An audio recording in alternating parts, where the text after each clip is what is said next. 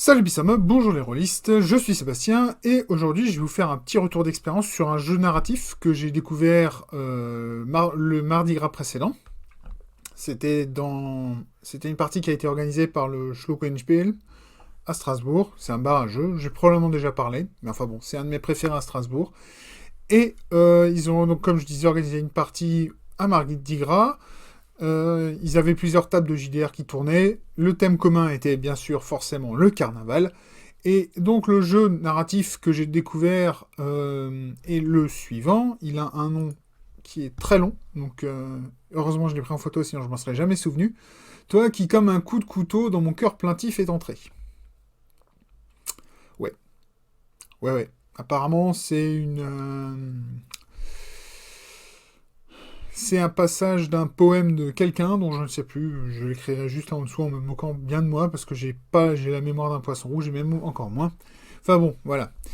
Et comme je vous le disais, c'est un jeu narratif et c'est pas un jeu de rôle. Donc on va jouer des rôles, on va incarner des personnages, on va jouer. C'est un peu comme Fiasco si vous avez joué. Sauf qu'à la grosse différence de Fiasco, c'est que dans ce jeu-là, il y a des mécaniques un peu asymétriques. Puisque dans ce jeu-là, c'est une histoire de vampires, d'humains et de chasseurs de vampires. Il y a des humains. Leur pouvoir à eux, c'est de pouvoir créer ce qu'ils appellent, je crois, des moments de beauté ou quelque chose comme ça. Je le fais de mémoire, j'ai pas le bouquin et j'ai pas la fiche perso parce que je l'ai laissée puisqu'il y allait avoir d'autres parties et que moi j'ai préféré la laisser au MJ. Enfin, à celui qui n'y a pas de MJ, puisque c'est un jeu narratif, mais voilà, pour pouvoir faire les autres parties. Donc les humains ont une mécanique qui s'appelle le moment de grâce, qui permet en gros, quand ils sont face à un vampire ou à un démon, de faire que le vampire ou le démon fait «Oh, comme il est mignon!» et le désarmer complètement et pouvoir s'en sortir. Voilà. Il y a les vampires.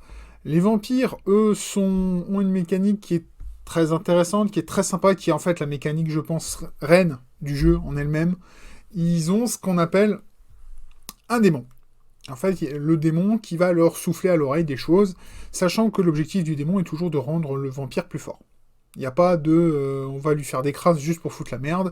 Non, non, le but, c'est d'arriver à ce que le vampire devienne toujours plus puissant.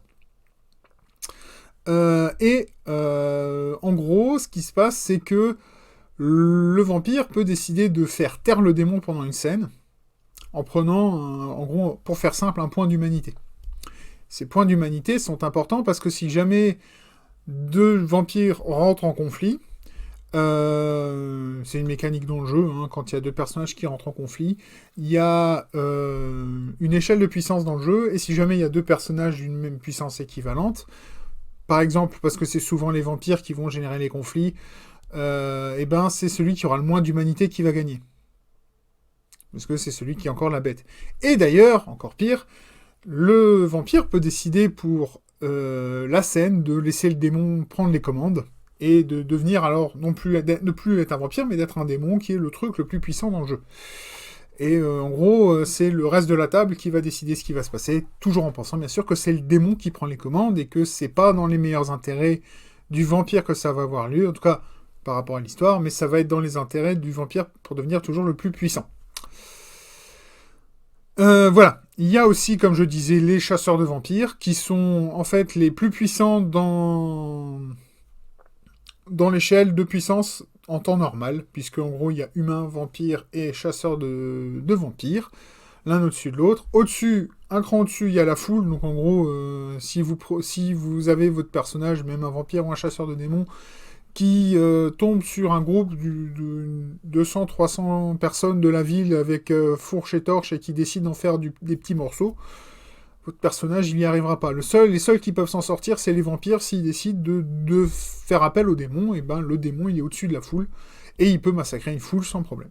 Voilà. Ça, c'est les échelles de puissance, c'est ce qui va permettre de régler les conflits si jamais il y en a. Sachant que les conflits ne peuvent pas avoir lieu de manière unilatérale, on est en train d'écrire ou de créer une histoire entre joueurs, donc il faut que tout le monde soit d'accord pour que le conflit ait lieu. On peut pas l'imposer comme ça, non, je le fais, et tu te tais, et tu subis. Non, non. On est vraiment dans une mécanique où on construit une histoire ensemble, et donc il faut que toutes les parties qui sont investies dans cette création soient d'accord, et pour que les choses puissent se faire. Voilà. Qu'est-ce que j'oublie encore? Les vampires, encore eux, peuvent prendre le contrôle des humains, mais en gros, ça revient aussi à laisser le démon prendre les commandes, mais en gros, un vampire peut influencer un humain, ou d'ailleurs n'importe quelle personne qui est en dessous de lui, dans l'échelle de puissance, pour faire ce qu'il veut pour une action. Sachant que les humains peuvent devenir des vampires, si un vampire est d'accord pour le transformer en vampire. Et alors, à ce moment-là, il y a une légère différenciation de puissance entre le vieux vampire, en gros les vampires qui étaient déjà établis avant l'histoire, et les nouveaux vampires, les jeunes vampires qui ont été établis pendant l'histoire. Créés pendant l'histoire. Voilà. L'histoire en elle-même, je vais pas vous la raconter parce que je ne sais pas si c'est un scénar qui est donné dans le bouquin. Donc, mais pour faire simple, c'était une situation dans une... je vais pas vous le développer, mais je vous donne la situation de départ. On est dans une ville médiévale qui fait un peu penser à Venise. Et à la fin du carnaval, donc le jour de Mardi Gras, les vampires qui ne dirigent pas la ville, mais qui ont mis au pouvoir, ou en tout cas aident à rester au pouvoir une famille de nobles, doivent sacrifier le premier-né, c'est l'accord qu'ils ont passé, pour les vampires. Donc le noble en question va offrir son premier-né à ses 16 ans, enfin, autour de cet âge-là. C'est pas écrit dans le marbre, c'est nous qui avons défini ça comme ça dans l'histoire, et qui le donne aux vampires, et les vampires vont faire un sacrifice. Ce sacrifice leur permet, pareil, c'est pas donné dans le jeu, c'est comme ça que nous on l'a défini, et donc c'est pas forcément comme ça que vous le définirez, ça leur permet de garder un peu le contrôle sur le démon, et puis voilà. Et là, comme on arrive en fin de cycle, le démon est très puissant, et ça explique pourquoi il essaie de... Enfin, il est tout le temps là, et il est constamment en train d'essayer de pousser les vampires, justement à ce que les choses ne se passent pas comme prévu, et c'est de toute façon un peu comme dans Fiasco. Le but est que les choses ne se passent pas comme prévu, et de foutre la merde, je peux pas dire autrement. Et si ça finit pas dans un bain de sang, vous pouvez vous estimer heureux et considérer que la partie s'est plutôt bien passée. C'est exactement ce qui s'est passé, ça a fini dans un bain de sang. Il y a... il y a qu'un personnage qui est resté vivant, un personnage joueur qui est resté vivant à la fin.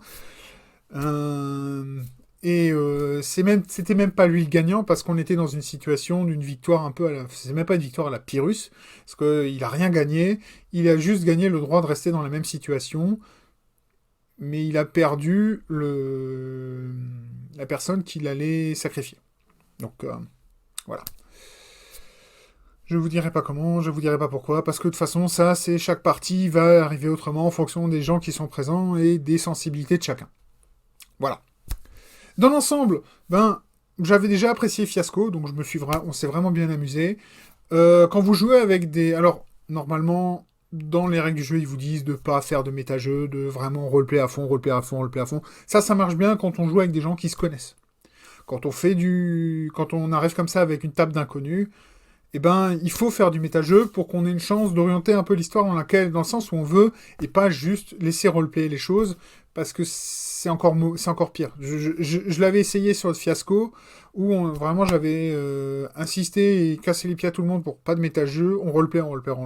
Résultat, le soufflet est retombé, parce que chacun... il n'y avait aucune volonté commune, il n'y avait aucune volonté de faire avancer l'histoire, chacun avait vraiment que ses propres intérêts, et résultat, on est arrivé à rien.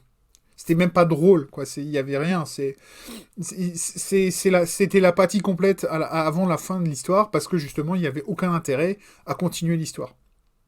Donc c'est vraiment ça. Dans ce genre de jeu, le méta-jeu est important si vous jouez avec des inconnus, parce qu'il faut pouvoir vous écrivez une pièce de théâtre, en gros, ou un roman. Donc il faut avoir une idée directrice, et il faut que les joueurs puissent discuter entre eux, entre les scènes, pour dire ça c'était bien, on a récupéré cette info-là qui était intéressante, on va la noter pour plus tard, et ce genre de choses.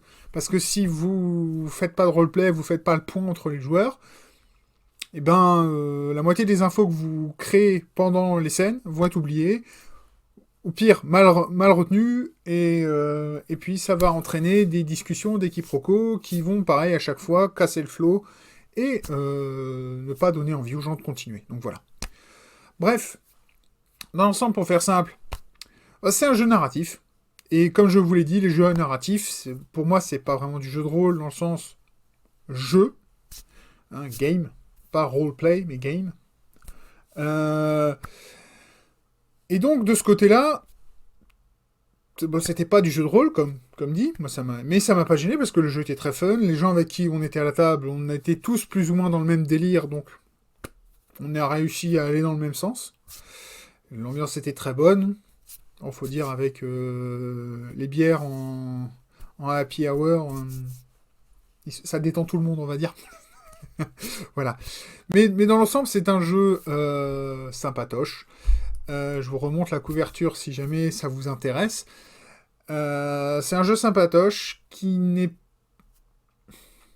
Bon, il respire pas la joie de vivre, on va être franc. Hein. C'est pas avec ce genre de jeu que vous allez faire des fins heureuses et tout le monde s'en sort et tout va bien à la fin. Voilà. Mais c'est un jeu qui est très sympathique et que bon, je peux pas vous recommander parce que